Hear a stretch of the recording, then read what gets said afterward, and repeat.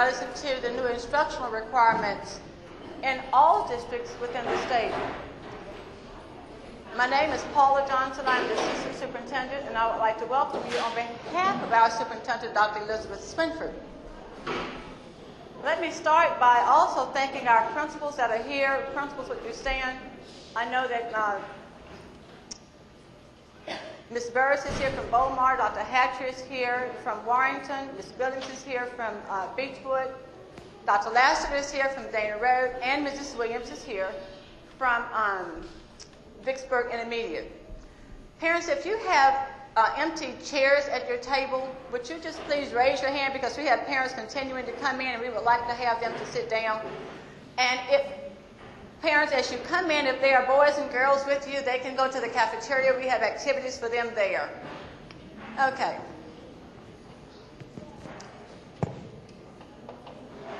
Okay. Common Core, what is that all about? What's the new language? What does it mean? Just a little bit history, and if you see hands up, parents, that means there's an empty seat. Ladies, would you all help redirect these parents so they can find a chair? Thank you.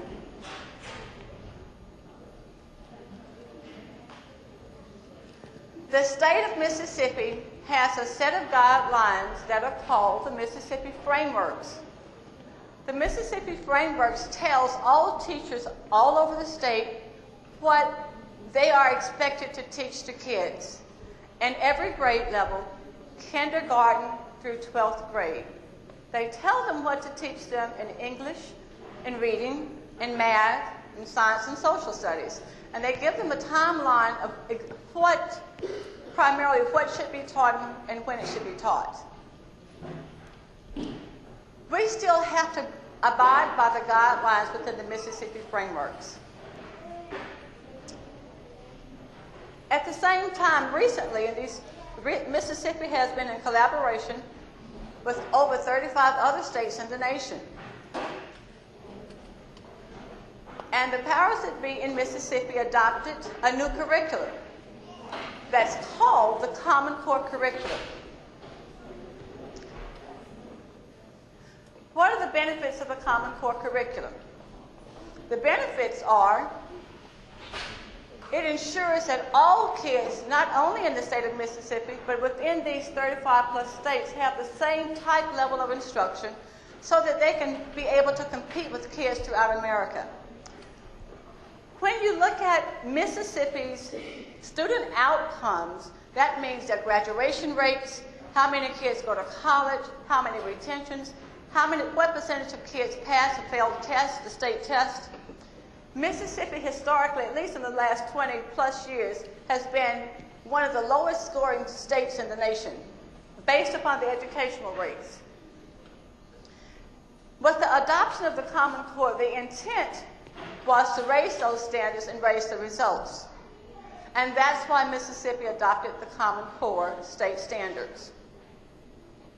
But there are some very serious implications for these Common Core state standards that we will need your help with as school districts all over the state, as well as, quite frankly, the teachers will have to go through another little learning curve. So what does Common Core hope to do? When kids apply for various jobs, when kids apply for various community colleges or four-year colleges, when they take the ACT test or any of those high-level tests, the intent is to equalize access, to give them opportunities just like other kids. And so when scholarship time comes around, our kids in the state of Mississippi have just as much chance as kids in other states whose student outcomes are higher to get access to those scholarships. The Common Core allows, and it says here, more professional development, more focused professional development, but what that really means for parents is that the Common Core requires that we as educators focus our training of the teachers in more specific and focused areas so that our children can benefit. Along with all of these new requirements comes a new state test. From the parent's perspective, Many times all you hear is test, test, test. From the reality perspective, we in Vicksburg, nor any of the educators in Mississippi had a choice of whether we were going to adopt this or not. It was decided at a higher level. So what we hope to do is share with you what instruction looks like now and what instruction will have to look like with the Common Core. What some sample test items look like now and what some sample test items will look like with the Common Core. And strategies, ways that we know now that you're helping your kids, and we will give you some tips on how you can help them with these new challenges that all of our kids will have to face. So, with many of us, the language has always been, what are the teachers teaching? And again, what did you learn in school today? But with Common Core, the shift is different. We are moving from, what did the teacher teach today? Or what did you learn? The shift will always be, what can you do with the knowledge that you have learned? Can you show us what you have learned in a different way? How does that learning transition to something that is a reality in your life? And I will share with you even at the 5-year-old level how that can be done. So we have a shift from what do teachers teach to what can the kids do with the learning? Well, with Common Core, we are asking kids to solve problems. That's even at the 5-year-old level. And in order to be able to solve those problems, parents, our kids are going to have to read. They can't come and just expect at the kindergarten level, and I'll start there because all of us can relate to it, just to learn their alphabets, just to learn from 1 to 20 or from 1 to 50. They're totally different. And when you see some of the examples, it will probably become a lot more real to you. Kids will be expected to manage themselves. In the Vicksburg Warren School District, we adopted a curriculum called PBIS, Positive Behavior Intervention and Support. And many of our children come home and say, okay, I've been good, so I get some PBIS bucks and I can change those bucks into a gift. And it varies at all levels, but we've been working with this for the last few years. So we've been teaching them self-management. Shift from what's taught to what kids need to be able to do. They're going to have to adapt to multiple changes in the curriculum. And when you see some of these pieces, it's not reading simple words like do, so, the, and. The words are much more complex. And we will help you in a minute to give you some tips on how you can support the building of that language. All kids will have to analyze and conceptualize and reflect on improve their performance. Well, when you think of elementary children, many parents, and I'm a parent also, and I'm a grandparent, don't ask kids to tell us what they think about what they have learned. Most kids, for parents, will say, well, what did you do today in school? Many times the answer is nothing, or what did you learn today in school? And they will just go on over. And some kids are going into the whole story because some kids like to tell stories, and they will tell you everything that they did from the time they got there to the time they left school. But most kids don't do that. Kids will be expected to communicate, to work in teams, to create, innovate, critique, and to engage in learning throughout life. Working in teams, the Vicksburg Warren School District this past summer started an initiative where teachers were trained in cooperative learning, which is a national program where we engage kids in working in groups so that they can learn from not only from each other, but with the guidance of the teacher. So we've started most of these procedures to help kids transition and to help the teachers think about, I can't worry about what I'm teaching. I need to worry about what the kids are learning from the teaching. Now this part right here is extremely significant. Many of us, when we went to school at the early level, we learned to read books from areas that's called nonfiction. 'fiction. As an example, we learned, shift over for a second. I'll just pull this one as an example. And this is a very elementary book. And while this is not the best one for me to pull, I'm looking for my others, and I don't see them, but I'll just use this. Oh, I'm sorry. This one. And I'm not going to read the whole book. I just want to show you what this means. This book is titled Don't Be Late. You see the story here with the author and all of that. This is at a kindergarten first level.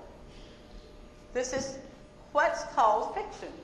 Mouse tells cat the dance is today in the yard at 10 o'clock. Don't be late. And then you see the picture.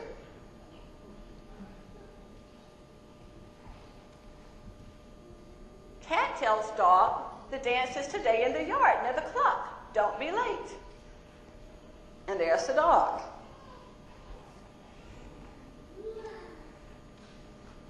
Dog tells hen the dance is today in the yard around the block. Don't be late. Now, one of the characteristics that you saw in just those first few pages included repetitions of don't be late. Whatever is occurring is in the backyard. That is associated with the Mississippi frameworks. What the Common Core is expecting us to teach is what's called nonfiction, things that kids can relate to. This book is at the same level that the book I'm about to share is at the same level as this fiction piece. It is totally different, and the delving into the work is a lot higher. This, too, can be perceived as a book that's at the kindergarten level. The title of this book is In My Backyard. And there you see the little dog. The first thing that you would notice that's the difference is everything here is relative to what kids in our environment right now might see. They might see a squirrel, they might see the ball of the tricycle. But the language is different. And it reads, can you flip that for me? There. In my backyard, I can see groups of baby animals all around me. They creep, they crawl, they run, and they hide. They munch, they crunch, they sleep outside. Now flip back over just for a second. Already you can see that the level of language for kindergartners is totally different in this nonfiction book than it is in this particular book called Don't Be Late. There's a lot of repetition here. Here you don't see as much. This is nonfiction. Now, can you flip it for me? In my backyard, I can see one doe's fawn peeking at me. He sees me through the leaves and brush, then runs to Mama in a rush. The other piece that I would like for you to notate in this particular piece of nonfiction is that, again, there is not all of the repetition. The bulk of these words are different words than you saw when you read this particular piece, where it's mostly repetition. Here, and the I'm sorry, not that one, that one. And the nonfiction piece, these components are real things that kids can relate to. The other, for the most part, except for the dog, and the dog is real, but the other pieces are fiction. In my backyard, I can see a prickle of two pups grinning at me. Parents, now I know, kindergarten, first grade, we don't normally see the words prickle. And we don't normally see the words grinning. They gnaw on rusty hoes and rakes. They chew on twigs and tree bark flakes. So as you can see, as I'm sharing the beginning phases of this with you, the level of language, vocabulary, and text, and the text means for the parent purposes, the words that it used in the stories, it's at a much higher level. Can you flip back over?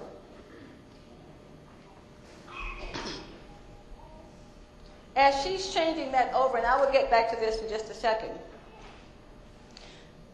just on these two pieces alone, what you might do with these components would be ask some questions. Well, you saw in the book,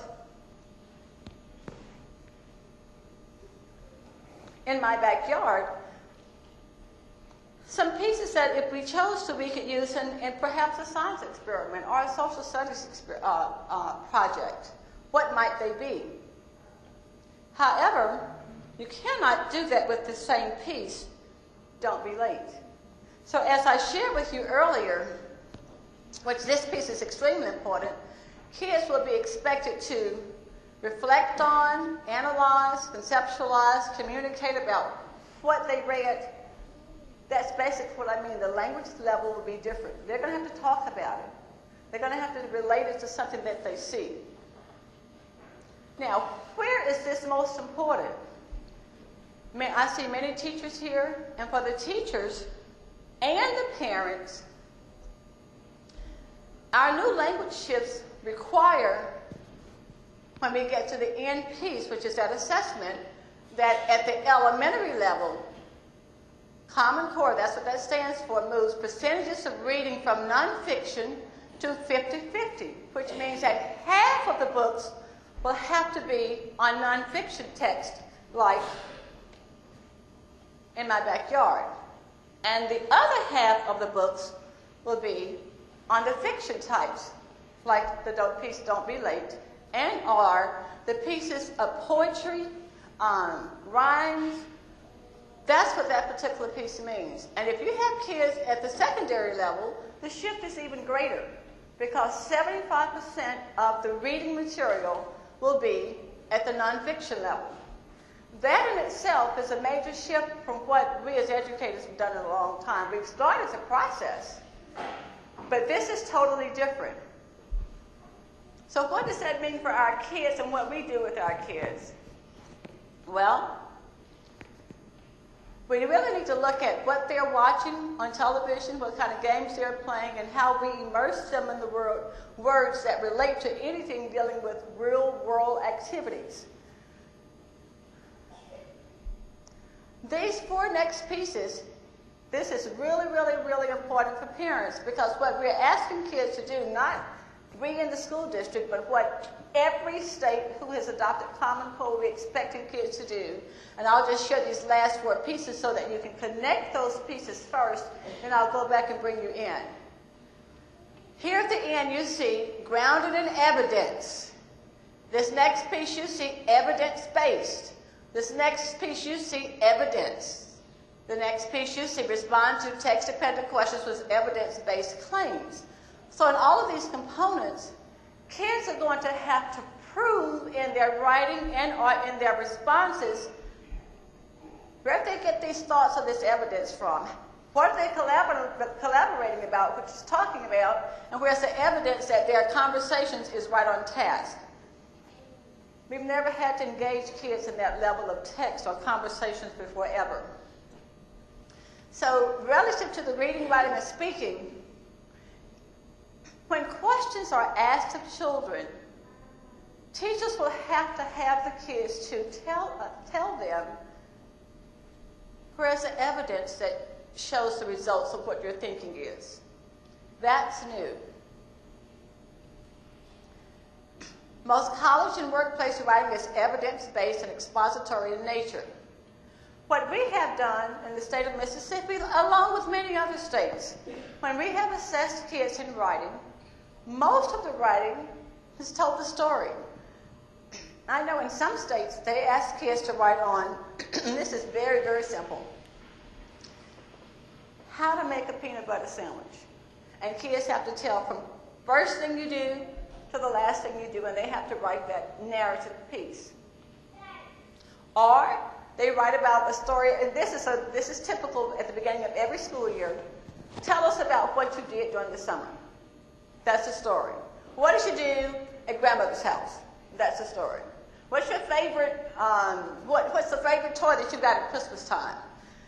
No longer will kids be asked to write that type of, to write in that manner. Kids will have to produce evidence for the type of writing that they do. And as you see here, most of it will be responding to a writing prompt that's asking them to inform them of something or to argue about something. Reading standards require students to respond to text-dependent questions with evidence-based claims. And I'm going to show you what that means here in a minute.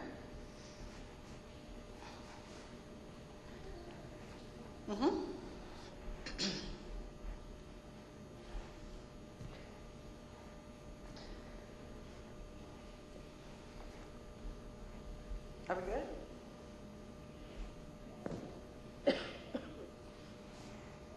And we have this at every level, the samples at every level.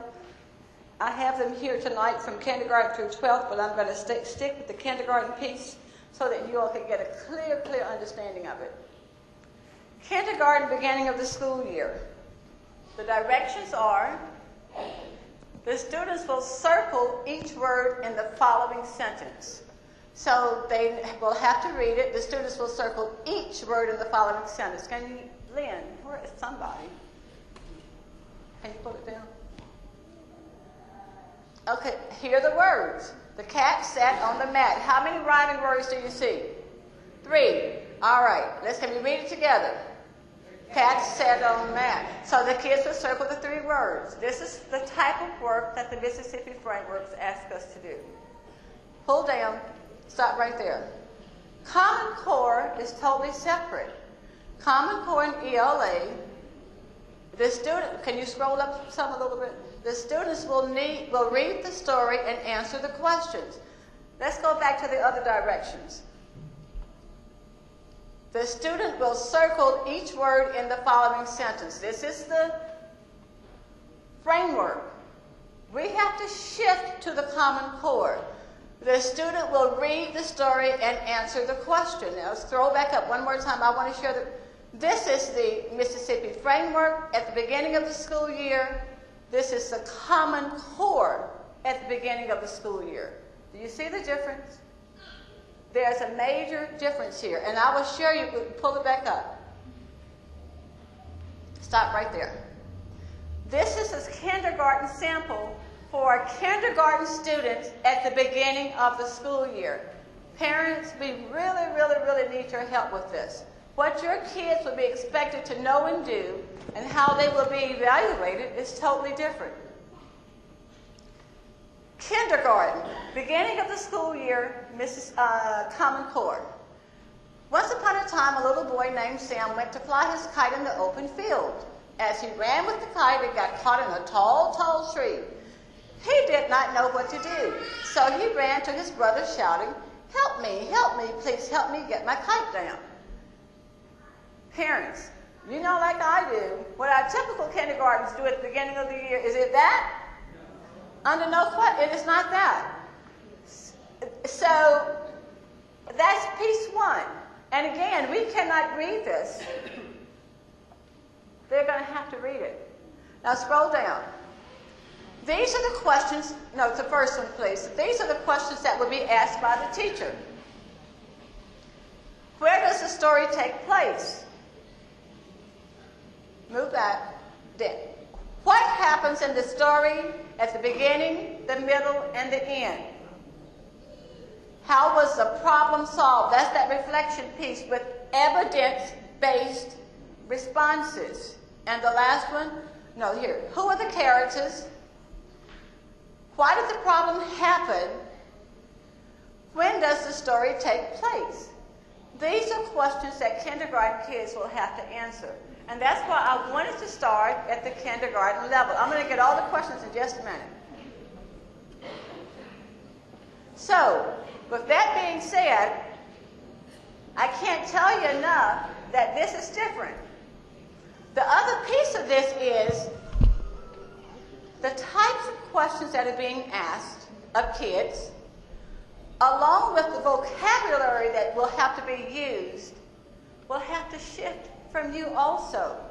So we'll have several parenting sessions on how can I as a parent have to shift my conversations with my child so that my conversations can be aligned with what's expected at the stage. We don't typically ask 5 and 6 and 7-year-olds, well, how did you solve the problem? What's the evidence? That's not what we do. We normally say, okay, what did you do? And go do the other thing. That's what we normally, we're parents. You don't normally have those kind of conversations. This is different.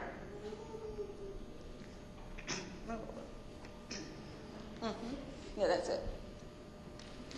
Now, the reason that was kindergarten. There is also, I'm going to shift up just a little bit because I want you to see the different level between kindergarten and second grade. So I'm going to move up a little bit to second grade students. What Common Core has done in many instances is that the work that our present second graders or fourth graders are expected to do, that work has shifted down sometimes 2 years, as I will share with you this piece. This is a second grade sample of language arts, and I will show you the math in a minute. This is at the beginning of the school year. And I'm going to read the first piece only so that you can hear the different types of questions that are being asked after the kids read independently.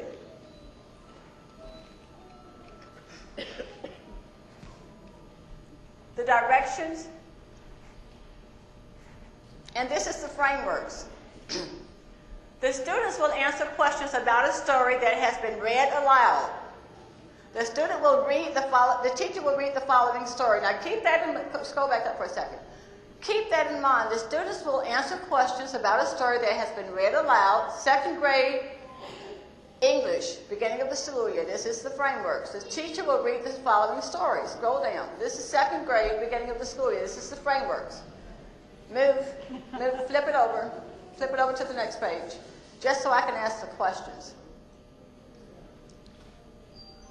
The teacher will ask, well, who is the story about? You saw the questions from the kindergarten frameworks. Were they more challenging or less challenging than these? For the kindergarten Common Core, they were much more challenging. But this is the framework. Who is the story about? Where did the story take place? When did the story happen? Well, there were much more complex questions at the kindergarten level with the work. Scroll up, please. Directions, Common Core, beginning of the school year. After reading the story, the students will create a graphic organizer and report their findings to the class. That is evidence-based. I'm going to read it again so that you can, I'll put it in parent-friendly terms. The kids will have to read a story. They're going to have to draw a picture, maybe a T-chart or some lines, and then after that, they're going to have to report their findings from the story that they have organized to the class. That is totally different from what our kids have been expected to do. Scroll up some. Or flip. Keep going. A tour of the moon. Remember, this is non-fiction. Have you ever seen The Man in the Moon? Some people think that they see eyes and they smile when they look at the moon. This is a myth. What they really are seeing are dark patches that look like a face. For years, humans have been looking at the moon and wonder, perhaps we should take a closer look. So this is non-fiction. This is the real thing, the real science. Move on over. All right, read the sentence. State framework skill. The moon is a natural satellite that orbits the planet Earth. What does orbit mean in the sentence above? Scroll up. The student will read a tour. This is the Common Core. Same passage, different questions, different expectations. The student will read a tour of the moon and answer the following questions. Please read all parts of the question before responding. Stop right there for a minute. Which sentence is the only one that gives a correct summary of lines 14 through 17? This is second grade Common Core.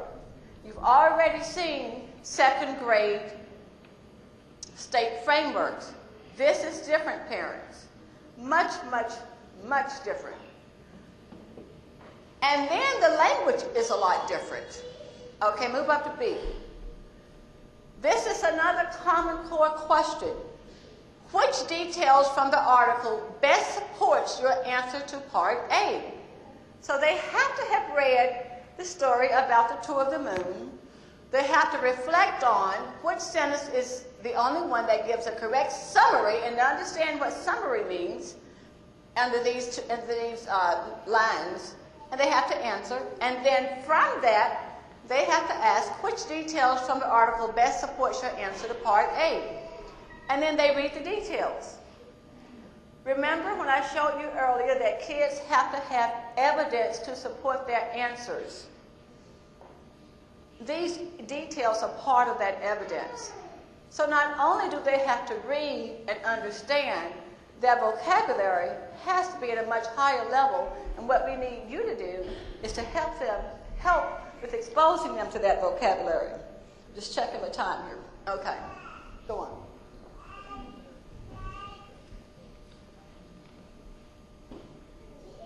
We can mix some math in there now, a little bit.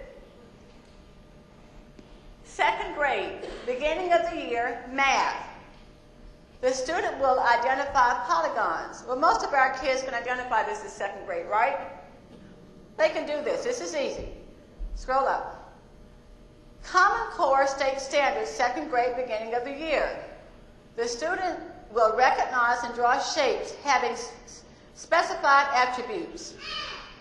This is the difference. Kids have to interpret and understand what this means. Draw a closed shape that has 5 sides. What is the name of the shape? Scroll back down. That is totally different from identifying what these figures are. Is that correct, parents? Totally different. That's why, as we continue to offer these awareness sessions for you, we will get more detailed and offer them specifically by grade level again, so that we can provide you some support in helping your kids. Scroll up again. That's line 2, the second question. I have 3 sides and 3 angles. What am I? The student will recognize and draw shapes having specified attributes. 3, draw a closed shape that has 10 sides. What is the name of the shape? Common Core expects us to move from what teachers teach to what kids can do with the information. The questions you saw changed from single word, a very small word answers, to where they have to produce the evidence of the knowledge that they have, because all of Common Core, especially under literacy, which is reading and English, they have to have evidence of the work. I'm going to shift for a second. I'm going to go back over there.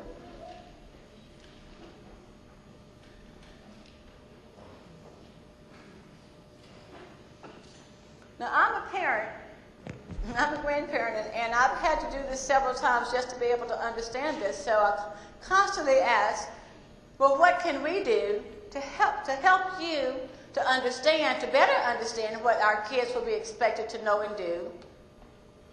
And how can we put it in a form that you can really get what they're asking? So, again, in literacy, which is reading in English, kids need to read as much nonfiction as possible. At the elementary level, 50% of the reading must be nonfiction. Here is another, I'm just making you shift again, but I'll show it to you in a minute. It's okay. I'll show it in a minute. Kids must learn about the world by reading. They must read more challenging materials closely. And I have a piece, not that yet. I have a piece here that is really neat, and you all could get these either hopefully from the library or when we have our book sales. Most of the schools have the book sales. This is a book on the ocean, and it gives you certain clues where parents read and kids read. Can I flip back over for a second? And they have this at most of the grade levels.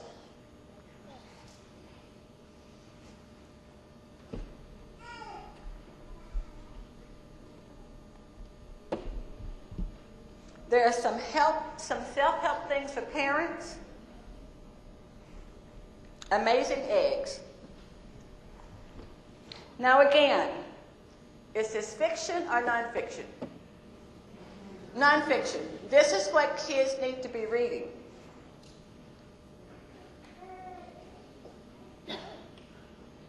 Stephanie, what can I hear? And they can't see the whole thing, so I guess that's okay. Yeah. Okay, now. In this book, the smaller font or the smaller print is what the parent can read if the kids cannot read this. The larger piece is what the kids should be able to read. Again, this is probably at a beginning first grade level or an ending kindergarten level. Before you were born, you grew inside your mother. Your mother's body kept you safe and gave you everything you needed to grow. But most animals don't grow inside of their mothers. Instead, they hatch from eggs. The words that are darkened are things, since they're elementary kids, that you may have to work with them on. What does everything mean? And you may think about, if you're reading hypothetically at the kitchen table, you may ask a question, what is everything that's on this table? Tell me everything that you see, and then turn around and count it. That might be one way that you can make it real. If the children can read this, have them read whatever they can. Whatever they skip or don't understand, they can try to sound it out. If not, you can just help them to read it for them. The egg has everything the baby needs to grow. Now keep in mind, because these are more challenging words at this level, they've repeated these words, everything and grow. The shell helps keep the baby safe. But what else can a parent do? The parent can look at the shell, ask, well, where is the shell? Point to the shell. What else might you call this component? And talk about the chicks. Turn to the next page. There are over 9,000 types of species of birds, and they all hatch from eggs. Birds come in many shapes and sizes. A hummingbird egg is the size of a pea, while an ostrich egg is the size of a large grapefruit. But here they are comparing and contrasting, and as they see these eggs independently, what you could do is to ask them, again, have them to tell you which is larger, which is smaller. How could you use that on the simplest pieces? You can take out several different types of cereal as an example. Usually one kid likes one kind, another kid likes another kind, and you can talk about which is larger and which is smaller. You can pull in weights. You can pull in sizes. Some bird eggs are blue, some have spots. You want to turn? Most birds build nests to hold their eggs. Nests can be made from sticks, grass, string, hair, or other materials the birds have found. Here is that word again that we need to help our kids to understand. Sometimes they are lined with soft feathers or plant fluff. Perhaps you have spotted a nest in your own backyard. Parents can read, or older sisters can read. Nests can be found in trees. Found, and here's found again. Some are found on the ground. You might ask them, what does found mean? We're at the basic level. Even if you have a 4-year-old and they may not understand the words, 4-year-olds love to go and look at find bird nests in trees, and you can relate this to what they're reading in the book. You can talk about the different types of leaves. You can ask questions about which is holding one up. Is the branch merged? Is the bird nest in the middle of the branch here? You can ask all types of questions. This is a type of tool that parents can use that's nonfiction. And we have several here at several different levels. Now can I shift that? So with that, what is another piece that's really easy that parents can do?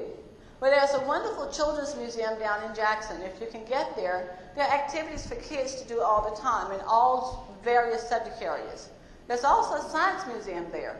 Actually, we even have the national park over on Clay where you can take the kids and they can walk through the park and they can collect different type leaves and you can have them to talk about their experiences doing that. There are several ways that you can ask kids questions that will support this. Keeping in mind that everything they talk about is using what? Evidence, every piece. So the goal is to increase the academic vocabulary. That simply means if your child is 5, expose them to words that are at 7, 8, 9, 10-year-old levels.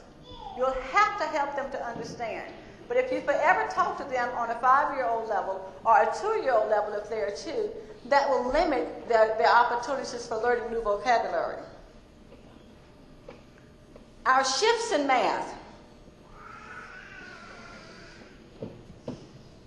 All right, there are 5 main categories, and 2 of them are combined, so I will make the 5, but it's really not that 5, K-12. The foundational piece for math is something called numbers and operation. What does numbers and operations mean?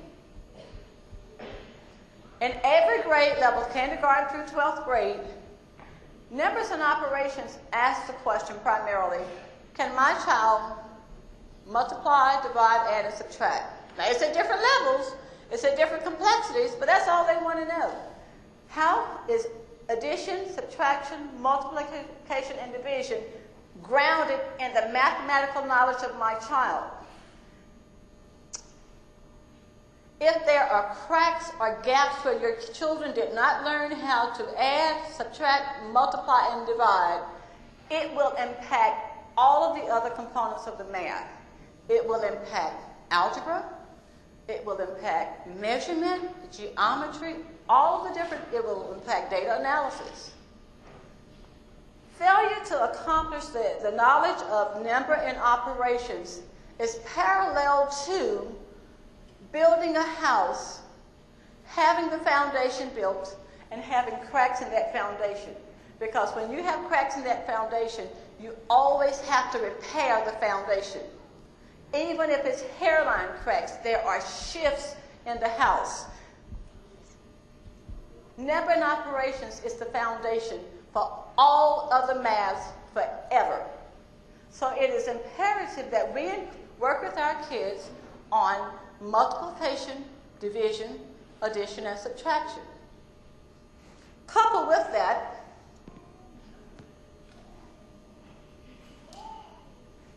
as I said earlier, those 4 mathematical pieces, they are across all grade levels. They want kids to develop speed and accuracy in those 4 components, and they want them to really be able to understand it and do it and solve problems. So much of the math problems will be word problems. So if kids can't read, they're not going to be able to do this math. That is a major shift in math. And you've heard the shift in language. So what can parents do? Parents can read more nonfiction. I've shared some with you. I have several others here just as a sample. Anything that you can do, find any of the science programs on television, the Disney channels, all of those. Most of them are nonfiction. Pieces about dogs, nonfiction. What do I want to be when I grow up? Animals under our feet, they're all nonfiction. Baby tigers want to explore, all nonfiction. And I've chosen switch back over, the lower level books so that we can get this.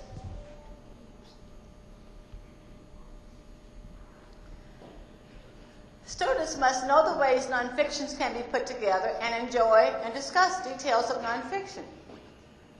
When you think about most of the stories that kids watch on television, most all of them are what? Fiction. They're not nonfiction. So when you're talking about what you watch and what was the essence of that story, most of it is nonfiction. We're going to have to change to help have conversations about what's going on the Disney Channel. That's totally different than what we normally do. Cartoons are not nonfiction. Those games that the kids play are not nonfiction. It's not going to help them. So parents, what can you do? Supply more nonfiction text. Read nonfiction text, which I've shared with you, with your child, and start having fun with kids relative to conversations about nonfiction activities. Students must get smart in science and social studies through reading. If they can't read, which is the foundation for learning, they're not going to be able to handle this science and social studies. And primary source documents, and get smarter through text. That means just read, read, read, honestly. All right. Now, I am going to share with you one other piece.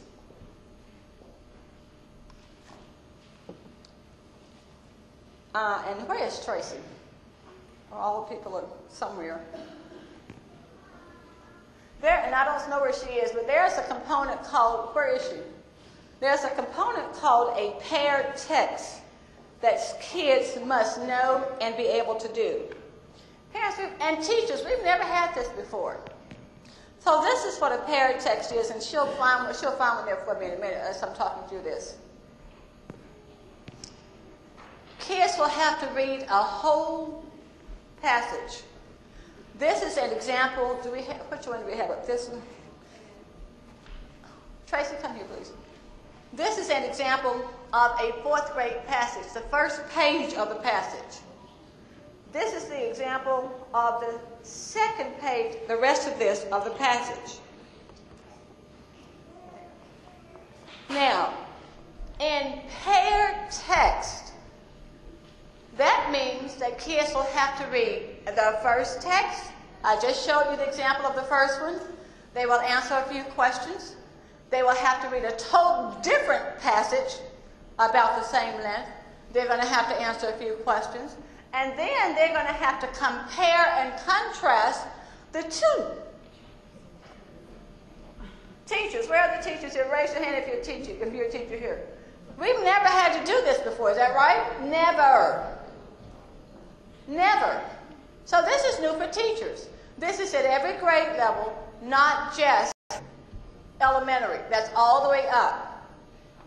The type of assessment is called a paired text. Again, they're going to have to read one whole composition and answer questions.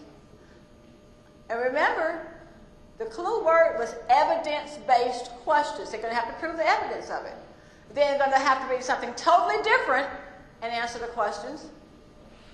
And then the last part of that is that they're going to have to answer questions that compare the two.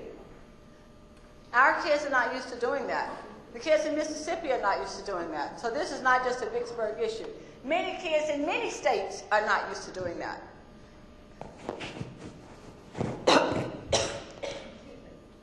But that's what we are, and that's what we have to do.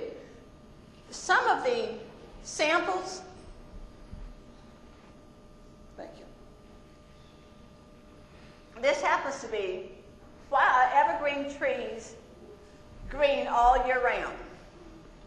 What type of text? You may not be able to see that. That's informational text. It's telling you about the evergreen trees. I'm not going to read all of that. I might read just the first part just to show it to you.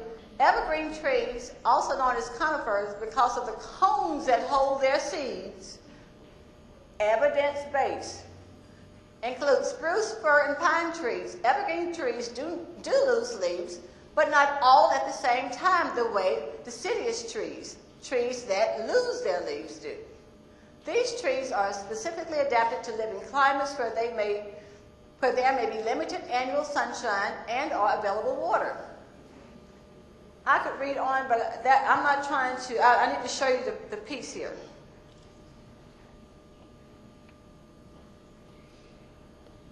Now,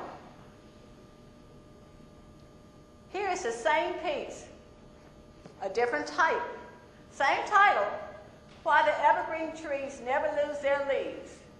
Listen to the different texts on this one. Winter was coming and the birds had flown far to the south, where the air was warm and they could find berries to eat.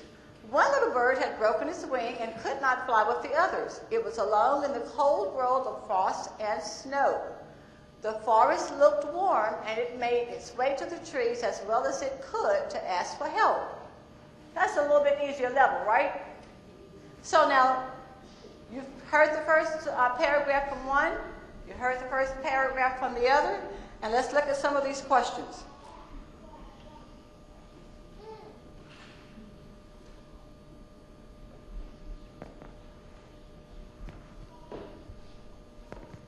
In the myth called Why the Evergreen Trees Never Lose Their Leaves, why does the little bird begin talking to the trees?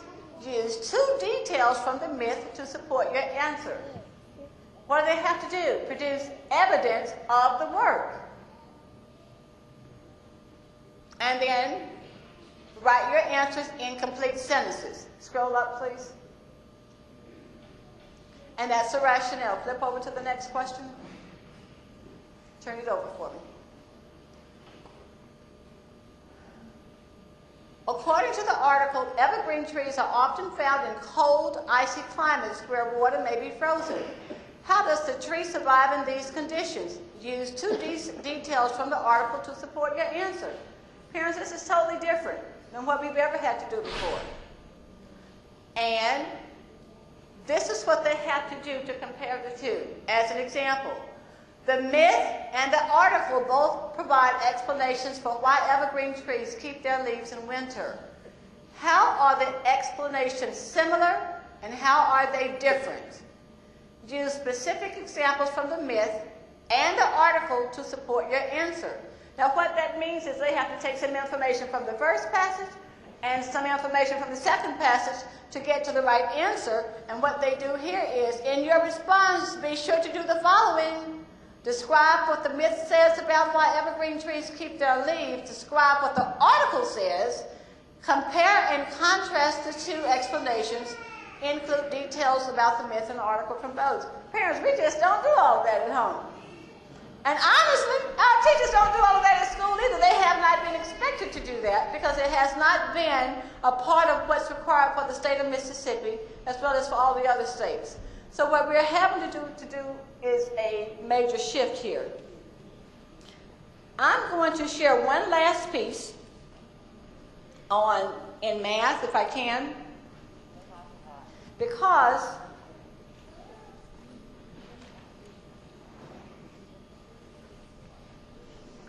I believe this is a fourth grade piece in math. Where's Latoya? I think I'm right about this. Fourth grade math. The domain, number and operations, fractions. But they can't do fractions unless they can add, subtract, multiply, and divide. Give a fraction that represents each point on the string compared to the whole. Point A, what's the fraction? Point B, what's the fraction? Point C, what's the fraction? This is not the way we've had to teach. This is totally different. And honestly, it's just as overwhelming for our teachers, those who know some about it, as it is for our leaders. And I know it must be overwhelming for many of you because I know if I were the parent sitting down here listening to this, if I hadn't seen this a whole lot like I have, I thought, what are they trying to do? My kid is not in college, my kid is a kid. I mean, my kid is 5. Why is it you're expecting my kid to come to school reading when I expect you to teach them when they get to school? That's the normal things that parents would say. Just keep in mind, no school district invented this. This is what we are charged with teaching kids. So with that being said, and now that I know that I have totally overwhelmed you, I've almost overwhelmed myself in sharing some of these things. Karen, I need the website on. What we have done, and some of you all have access and some of you may not, but we have papers here to give you. Vicksburg Warren School District has a website. When you go to those of you who have access to the computers, We have on our website information that's called the Common Core. And on there, what we have, and it's right there, and it'll come up in a second. What we have is, scroll up some, the Common Core state standards. These are the same components that all the other states in America who adopted this have to teach. And we have it, can you just push on, scroll here, or one of them.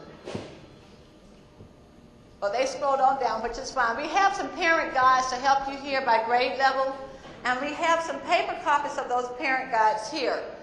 But we will be constantly updating this. Along with, if you scroll down, move up some more. If you need help from us in helping your children, we have a piece called Parental Request for Support. Click on it for me. All you have to do is complete it, and if you don't have access to a computer, go to your child's school and ask them to give it to you. Parental Request for Support. But I will ask you first, ask your school teachers and your school principals for help first, because that's your first point of contact. We have excellent principals.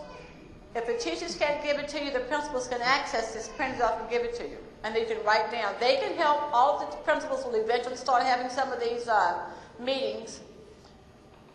And it says here, tell us what you need us to help you with: reading, language, math, and science. The schools can help you with this information first. If the schools need help, there's also a form that says, help us with this. And we have scheduled many, many workshops in many schools. And I just have to schedule the others. I just have to notify them. But we are here to help. And I know this is a lot of information. What we have also asked schools to do is to use a strategy called CASE. And we have these signs here all around. What this little piece does for you is to help your kids produce evidence of the work. CASE means circle the key words. What is the question asking you? What is the strategy being used? And justify your answer. What is the evidence of your work? Many of our schools use this all the time. Some of them don't use it as much as others, but we will ask now, since this is something very simple, and kids have to produce evidence using this technique that you too can use in your home. All you have to do is ask these simple questions.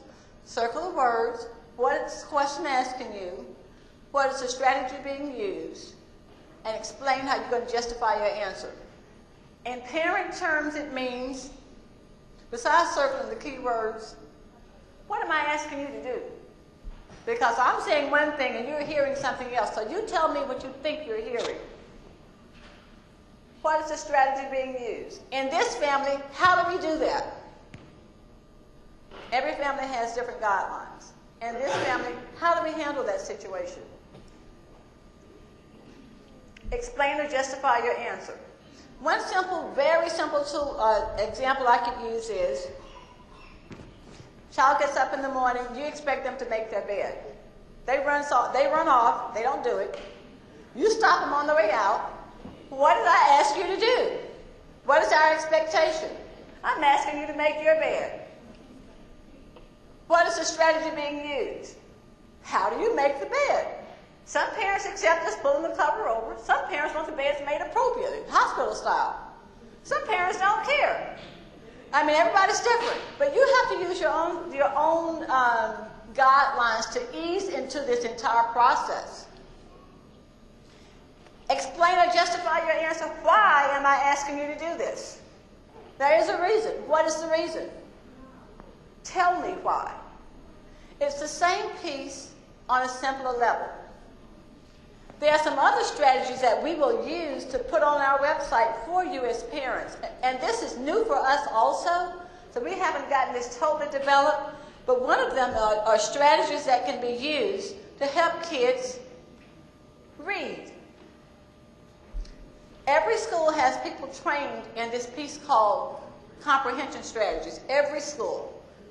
Every principal that's here has this. The teachers have literature on this, books on this that can help you. Making connections, inferencing, what you saw on the guidelines, predicting. As an example, predicting. Well, John, what's going to happen if you go to school and you don't have your homework for the next 3 days? They can predict the answer. Number one, you will get a phone call as a parent. Number two, they will get a grade, but it won't be the kind of grade you expect them to get. How are they going to clarify that? And how will you monitor it? So these are tools that you can use as parents, and we can give you some examples that you can understand where you can go back and do these. It is our charge here to help you to be successful as we transition from the Mississippi frameworks to the Common Core. Is it overwhelming? Without a doubt. Is it a big change? Absolutely. And know that all districts in the state of Mississippi are expected to do this with no additional funding. We have to do it within the resources that we have, and those will probably be minimized. So do we have challenges? Yes. We need for you to hang in there with us, know that we are not making it up, know that the kind of work that your kid's going to get will start looking different. In the year 14-15, all kids who are now in first grade, every single first grade kid in the state of Mississippi will have to take the test in third grade on the Common Core with that type of language. Every single first grader. And they have the kindergartners and the first graders have a plus because they have a little time. But those kids who are in 7th and 8th grade, they won't have as much time to get caught up with this whole transition, and neither will their teachers. So if you have a kindergarten or a first grade student, I would suggest that you use your refrigerators to create word walls like this school, the PE teacher has over here, because that's what we've asked all PE teachers to create these. And while you see these words, you see that they are not do, jump. You see muscle, kickball, soccer, dance, straddle. You see practice pattern. You see activities and words that relate, and these words are changed out all the time. Every child in the district, well, this past year, the district adopted a brand new reading series, and inside that reading book, there's a list of words that's called, I was going to say high frequency, but that's wrong. It's higher academic vocabulary. I'm tired, I'm sorry. I've been doing this a whole bunch of nights. So academic vocabulary. That simply means that the words in your child's textbook are those particular words are at a higher level. You might want to use some words, post them on your refrigerator where you can ask your kids, what is this? What does it mean? Tell me where you would see this again. How would you use it? Not just sit there and recite the words. And it's really better that you put some words that they can easily get and understand and some words that they won't know. Because you're going to have to merge them into it while you're constantly asking questions. So that's how you could, one way, well, a few ways that you can help your kids. With the math, just know, keep it in mind, you can't build a house without a strong foundation. And you can't build a body of math, a body of knowledge on math, without the understanding of numbers and operations. That's addition, subtraction, multiplication, and division. If you have a crack in your house foundation, you will have problems forever. And to replace a foundation, you all already know at minimum that's about $10,000 and up. To close the gap in the foundational components for math with addition, subtraction, multiplication, and division takes years, and we just don't want that to happen.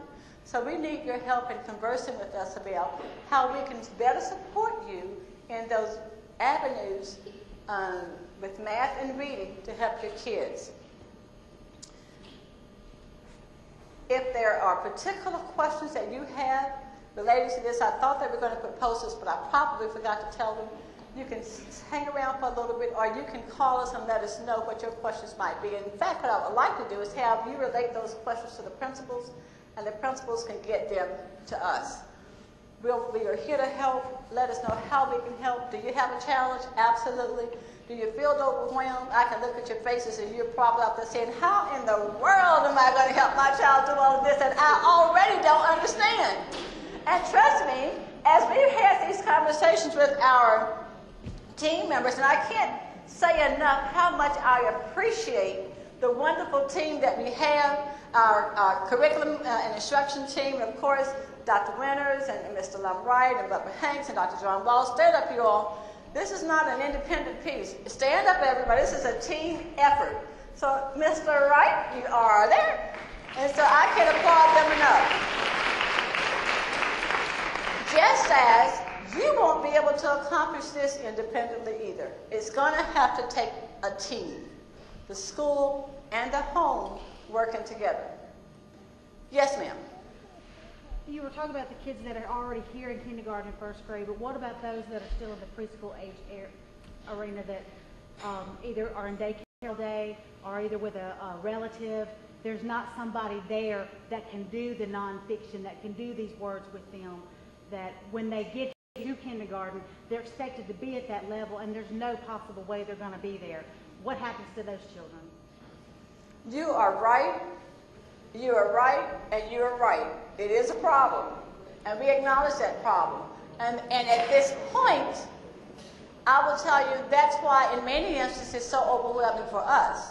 But what we will have to do is, as a school district, is to do our due diligence. And we're going to have to work with those kids who are at that level in order to keep them moving forward, and those kids who are not, we have to do some independent group work. And what educators call that is differentiated learning, teaching the child where he is. The challenge will be, and I'm a parent, so I believe in just being honest with you, the challenge will be, how are we going to catch those kids up?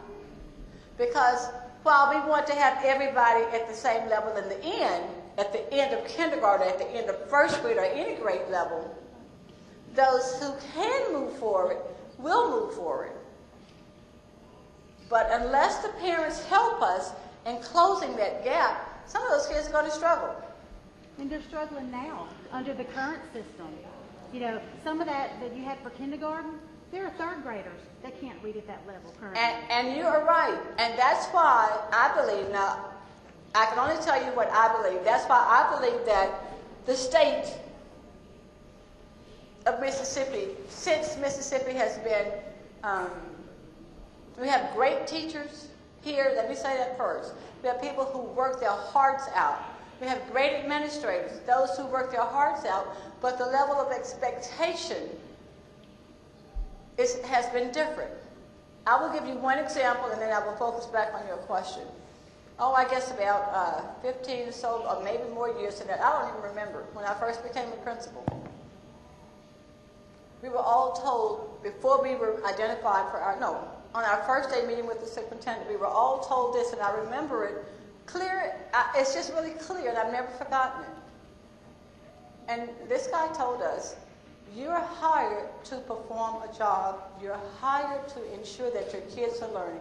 And if you don't do that, I will still take you to get a cup of coffee in Shipley's or somewhere on that line, but you will not have a job. Many states have that philosophy and have had it for the past 15 or 20 years. Mississippi has not. But another challenge for Mississippians, and especially our teachers, is that now there's a new type of evaluation system, parents, that Mississippi teachers and educators have to follow this, called the M-STAR. With the M-STAR, what you can see online at the Mississippi Department of Education, 1/2 of the teachers' evaluations will be linked to their students' growth. So Mississippi has just started. We haven't implemented it yet in Vicksburg, but they've started to do some of the things that other states did 15, 20 years ago. But at least it's a beginning, because accountability is different. So we're going to have to work with the kids where we are, knowing right now And I'll share with you how we are trying to attack that in Vicksburg. We have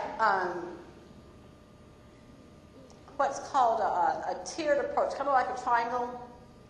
And in every school, what we are trying to do is, we have our curriculum specialists here. As an example, Ms. Gordon works with all English language arts K-12. That's too many teachers for her to handle by herself. So we have lead teachers. And do we have lead teachers here? Where are the lead teachers? You all stand up. We have 1, 2, 3, maybe 4 here. These ladies are required now, and I haven't asked for them yet, but I will. I have to think about it tomorrow and send out the email. They're required to be in the classroom supporting teachers. Half of their day. They've never done that before. Did I say 70% of the day? I did say that. So I just have to clear my mind and think. They have to produce the evidence of that work to me. Because I'm so focused on these kids learning.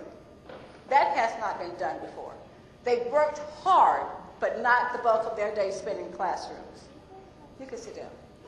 In addition to that, our principals have recommended model teachers in their schools, kindergarten through 12th grade, and we're going to provide those teachers with the best training that's out there so that they can model for others in our district. So we're trying to build capacity within our district with the people that we have here and bring in the best that can demonstrate that capacity in the various subject areas to our teachers here. So we are in the beginning phases of this, of trying to turn around our schools from the practices that have been exhibited. And I applaud the teachers and our administrators because honestly, they have done a whole culture change. Is that about right, Ms. Burris? Oh, she was talking. They have done a whole culture change. Is that about right, Dr. Hatcher? And they can all tell you. I've just told them to hold on, it's going to all be okay. So that's what we're going to try to do. I saw a hand over here somewhere, and then I'll get to you, ma'am. Oh, yes, ma'am. Yes, I work very hard with my children as far as homework and everything, and my concern is, I know their weaknesses and their strengths, and I was hoping there is some kind of way that, like, I don't want them to get frustrated. So is there some kind of way, I know this sounds awful, but my 6th grader, I know he can handle the transition from math. He's wonderful in math. Anything is wrong with him, math, he can just tackle it and just be like, oh, it's easy. But the reading and language arts, that's our weak spot. Is there some kind of way, like I saw you had the kindergarten reading nonfiction, and he's interested in that. It's just that his way of regurgitating the information is not going to satisfy those parameters that you have up there, that I can start from the kindergarten level with him, so it's really easy, so it doesn't give him a culture shock. Because I don't want to lose him. He's a great kid. I want him to keep, doing his work and not get frustrated. So is there a way I can get that information, or some other people get that information for their child? Yes, ma'am. What we're going to try to do again is set up some individual parenting sessions by subject area and by competency area. That's like the number and operations or the comprehension. That has not yet been scheduled. But we are trying to get that out there, as well as communicate with your principals about the strategies that they're using in their classroom, in their schools, school-wide. Most of it is some of the work that we've shared with you here. So what we will do is post that, and the principals will send it home. Yes, ma'am. I can't hear you. Which one of y'all get the mic and take it back there, please? Okay. I can't hear you. I'm sorry. You think I can, but I can't. Okay. You said the state of Mississippi has a TIP program, right? The what? No. It's in some of the schools. And when the teacher take out the kids out the class for the TIP program, that is one teacher, but it's a number of kids. But the state of Mississippi has a program where there's no child left behind. But if you take a child out of class for the TIP program, some kids don't get that help that they need on one-on-one because they go to this classroom and at a computer. Okay, let me tell you what she's saying, if I may. What we have in place already for kids who may have gaps in their reading or gaps in their math, and that by that I mean that they are not functioning at the grade level or in a particular area of that grade level. They have a weakness based upon some type of assessment. So those kids are pulled out and taught the skill that we believe they have missed based upon their data, and then they are sent back to the classroom. So while they may be out there, they are being pulled out to be caught up in the area where there is a weakness, which is the exact same thing this parent asked, how are we going to catch them up? We have a couple of choices. We could extend the school day, and in this community, that's just not a favorite thing. It's not. Extend it more than it is? So we could do that. We're looking at all options. I'm just being, and trust me, we're not even thinking about it, but that is an option. Some school districts are doing it. Longer than what we go now? Right.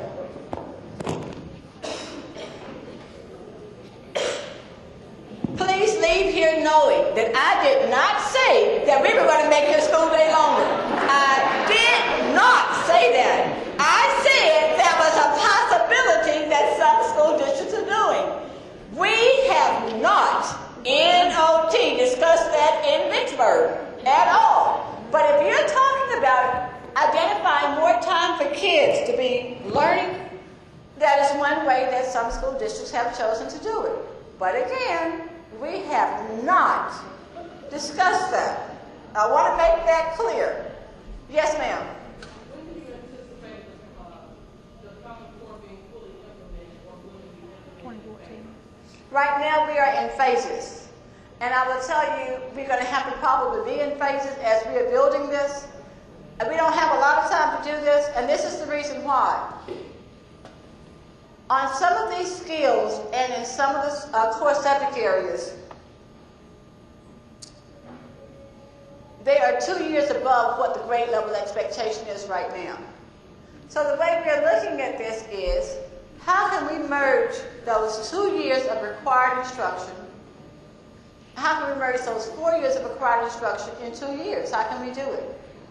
So we have to phase it in. It's 2014, 2015. That's the first year of the test as it stands right now. In 2 years, 14, 15. So so let me leave you with this. What would I like for you to leave here with? Know that number one, the level of expectation required by the state is at a much higher level. Number two, we're going to help you to help your children.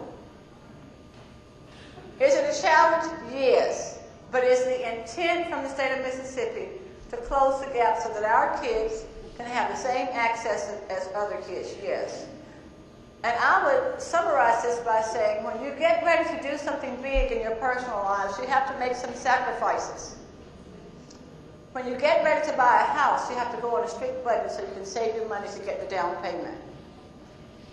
There is no sacrifice that we can make, or that you should not be willing to make for your kids in order for them to grasp this. Is it going to be difficult? Yes. Is it something that we can do together? Yes. Do all these principals and teachers and lead teachers have all of this information? Do they clearly understand it? None of them do all over America. They don't. This is new. So we are working on this together.